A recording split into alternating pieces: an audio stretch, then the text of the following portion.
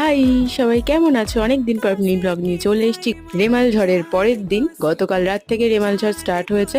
আর আজকের ওয়েদারটা তো দারুণ। সেই আনন্দে দুজনে আজকে একটু স্কিন কেয়ার করে নিয়েছি। দেখো দুজনকে ভূতের মতো লাগছে। মা তো এদিক ওদিক তাকাচ্ছে, কি রে এটা নিয়ে ভিডিও করছিস? মনে হচ্ছিল কাদামাটি মেখেছি। তো যাই হোক, এদিকে আজকে তো গরম গরম খিচুড়ি হচ্ছে এই বৃষ্টির ওয়েদারে। সারা দিন ধরে বৃষ্টি, তো খিচুড়ি না হলে চলে বলো? তার সাথে 3 রকম ভাজা। লাঞ্চের টাইম হয়ে গেছে, এখানে লাঞ্চ বাড়তে বাড়তে আমার ভীষণ খিদে পেয়ে গেছে। এত সুন্দর স্মেল বেরোচ্ছিল, ওফ কি বলবো।